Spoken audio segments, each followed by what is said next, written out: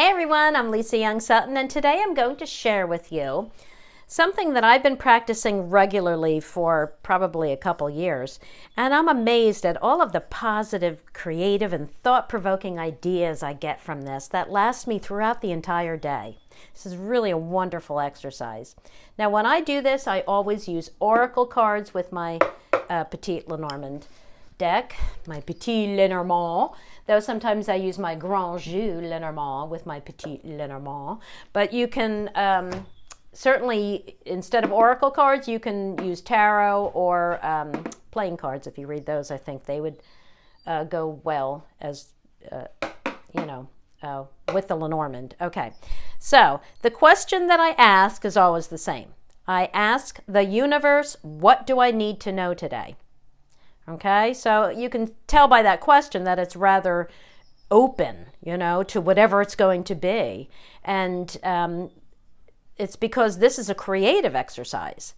I want this exercise to strengthen my intuition while at the same time strengthening my language of the Lenormand.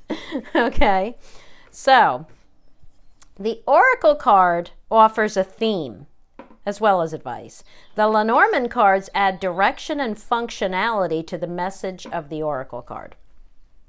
Now, before you get going with this, which I'm going to do this in front of you. This is going to be a live quickie. All right, so you want to look in your book if you're using an oracle deck and just make sure that see if you need to do reversals, if you need to shuffle in reversals, and you can see in this, yes, reversed meanings. So I will shuffle in reversals for this. All right, so how do I choose the deck that I'm using? I just ask to be led to it, and then I go to it. That's how I always do this. I ask the universe, just lead me to the right deck, and I go right over to the drawers, and I open it up, and I kind of go right to the deck.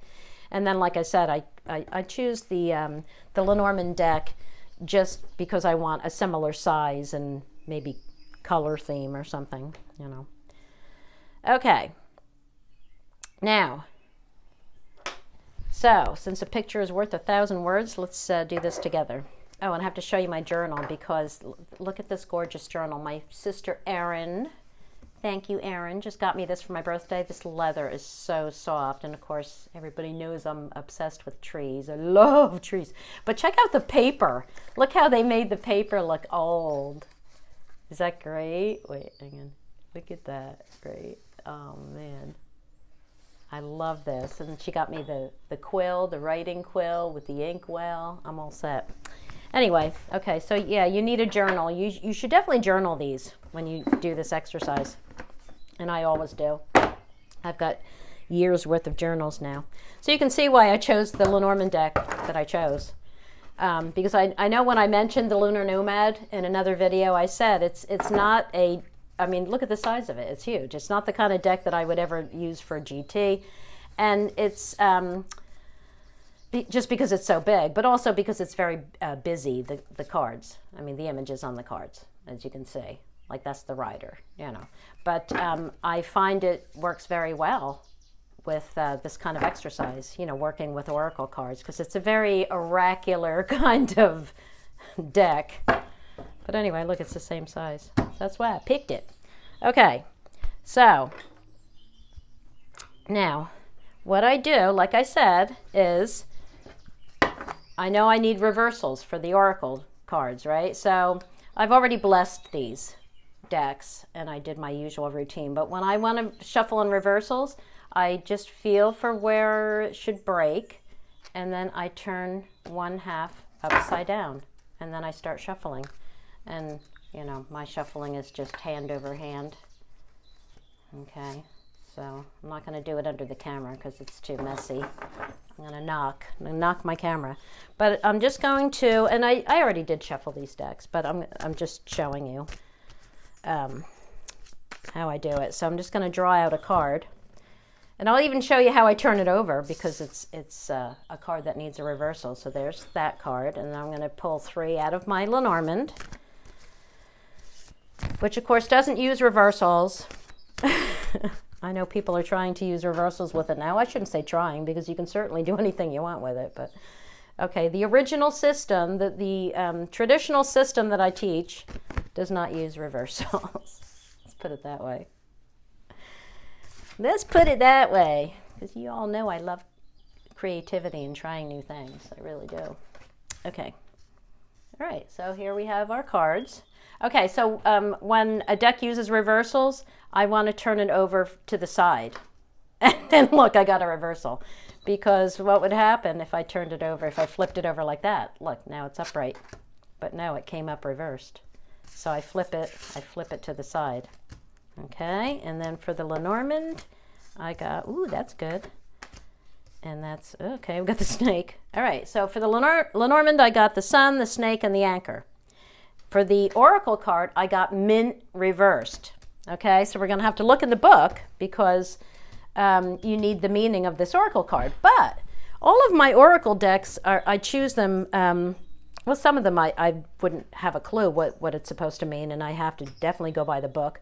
But in this case, I know a lot about herbs. I mean, I'm a naturopath, so I know a lot about herbs. I know a lot about essential oils, about flower essences, all of that. So I already have some ideas of what this means, right? But you want to, and as for the Lenormand cards, you want to just give a quick glance to them, right? And see if you get a message right away. Now, I already have something in mind, but you might not, and don't worry about that. If you look at these and think, I don't have a clue what they're trying to tell me, don't worry, okay? Because we're going to get into that.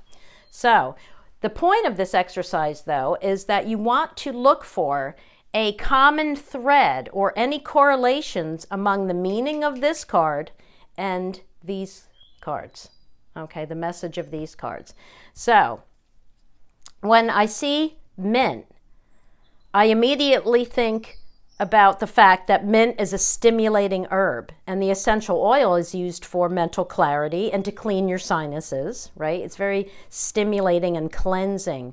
Oh, and if you take it orally, you know, if you ingest it, it stimulates your digestive system. So no matter what, it's stimulating.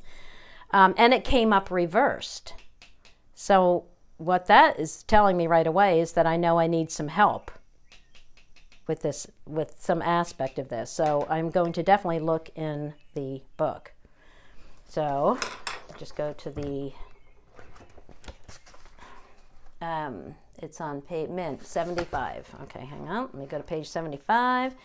And I know I have already shown how I use Oracle, little white books for Oracle cards in the past. I mean, depending on the book or just depending on what I feel at the time, I may read the entire section, or I may just do like the bibliomancy thing where you just open the book and just go right to, like, just kind of let your finger go somewhere and point, and that's all you read. Now in this case, I'm only going to be reading the reversed meaning. And because it's only this little paragraph here, I am going to probably look over the whole thing. But right away, things are jumping out at me that go along with these Lenormand cards. What's the first word? Clarity. Sun. Clarity. Okay, so I'm already finding, I can't read it from there. I have to hold it here to read it. But I'm already finding some correlations right here. So what is, I'm not going to read the entire thing, but just let me read this. It says, you may have lost clarity and need to focus on regaining it. I mean, that is really cool. All right, here's another cool section. Remember the feeling of waking to a bright day, sun, and feeling wonderfully clear-headed, sun. It's time to explore your goals. Anchor is the card of goals. Oh my gosh. And discover what you really want out of life and start to prioritize your life accordingly. Okay? Now, think about this snake here and the fact that this came up reversed. The reversed cards always tell you that you have some problem with the message of this card. the snake is telling me the same thing. There's something not right here. There's some difficulties. Something is convoluted, is twisted, right? Because these are two very positive cards, and sitting between them is the snake. All right? All right, so I'm already seeing a message. Just from what I just read about this, I'm already seeing a message in these cards, right? What appears to be obvious is deceiving me. Or maybe the way I'm using my energy isn't the most direct route, okay? Obvious, deceiving. Energy, indirect route, okay? So I need to stabilize and maybe dig deeper. That's the anchor, all right? So that's my first thought, and I will write that down. Now, even if I am completely satisfied with the message I just saw in the Lenormand cards, I still am going to dig deeper, all right? I really want to get my subconscious involved in this, okay? And what I'm telling you, the reason I'm telling you to try to form a sentence from these cards before you go to your books or your lists is because you want to really start getting your subconscious involved and your conscious knowledge of these cards too before, don't get hooked on always needing to turn to lists. You want to start pushing yourself to think for yourself, right? To think without those lists. All right, then after you write down your initial thoughts, then you go to your lists. Okay, so Sun, what is the Sun? It's the card of energy, success, determination, confidence, optimism, clarity, and awareness. Something looks obvious. I'm powering ahead with something. I'm putting energy into something. But then the snake tells me I hit trouble. Because what is the snake a card of? It's something is convoluted. Something is not what I expected, right? I was expecting a clear route, but now this is all twisted, all right? I'm betraying myself somehow. This is a detour, okay? This is something that's unpredictable and untrustworthy, all right? The anchor, I'm about to do the anchor card for one of the individual card videos. Yes, what is the anchor? The anchor is the card of safety, of having a grip on a situation, of reaching a stable place, of persevering, remaining faithful to your goal, right? You're not going to be swayed. What does an anchor do for a ship? It keeps it in place. It keeps it where it's supposed to be. It keeps it from swaying. And what is a ship without an anchor? A ship without an anchor is a big piece of driftwood. Okay, having grown up in Cape Cod, I mean, anchors are huge. They are everywhere. You see anchors on pillows and sheets and doormats and, everything. They're everywhere. And, of course, real anchors on people's front yards. And they're revered because they represent safety. And, like I said, what's a ship without an anchor? It's a big piece of driftwood. All right, so is this card telling me to stop something or to scrap an idea or change what I'm doing? No, right? Even though it's touching the snake, it's in the stronger position to the right. Whoops, sorry. It's in the stronger position to the right of the snake. I'm reading this as a narrative line, okay? And as the final card, it has the final word also, all right? So what I can see now, after giving this a little more thought, I'm still pretty much seeing the same thing. But if my mental clarity has become entangled and untrustworthy, right? The anchor is telling me to get a foothold and to grab hold of something stable, right? And now take another look at this line. It starts out feeling warm and happy and positive and optimistic, right? But then the snake brings difficulties that you weren't expecting. But you don't want to abandon ship because the anchor says, no, hold steady and persevere, all right? So, often when the sun starts the line in a reading like this, but trouble follows it, or an unfavorable card follows it, I usually see it as that I am being overly optimistic about something, or I'm just blinded by the light, right? Something I thought was obvious, it really isn't, and I'm really not seeing it clearly. Okay, now remember, this card was about focus and mental clarity and everything. So that's really what it's where I'm not seeing things clearly. And I know exactly what this is talking about now. See, now it's all just by talking about it. It's all coming together. So if this anchor as the last card is telling me to not be swayed, to not let this detour, this is the card of a detour, right?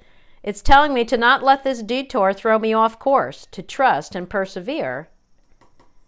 And the Mint reversed is adding that I should re-explore my goals, right? That's what it said, something about re-explore my goals and prioritize things in my life. And it was talking about mental clarity, right, and clear-mindedness, and it came up reverse. So I know that is, I have been too scattered lately. I have been getting involved in too many different projects and scattering my energies. Here's the energy card, right?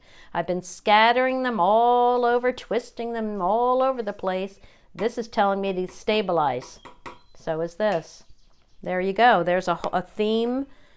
I found a common theme between this message and these cards. All right. Now, I find that when I do this exercise in the morning, that I will continue to think about this message throughout the day. It'll pop into my mind here and there. I'm not going to force myself to think about it. I'm just saying every once in a while it'll just pop into my head, and I'll get even more information from it. And when you think about all the stuff that you could clog your brain with all day, right? Worries or dwelling on troubling past events or whatever. Well, doing this every morning will give you something much more productive to think about. So give it a try. And depending on your schedule, if you have 0 time in the morning, do it the night before. Do it the night before. Set your intention that these cards will be, what you want to think about for the next day. And do all of your work at night. And then in the morning, just quickly review your notes. That's all. Okay, so as always, I want to thank you for watching and give that exercise a try. I think you'll really like it. And as always, go play with your cards. Thanks for watching, everybody. Bye-bye.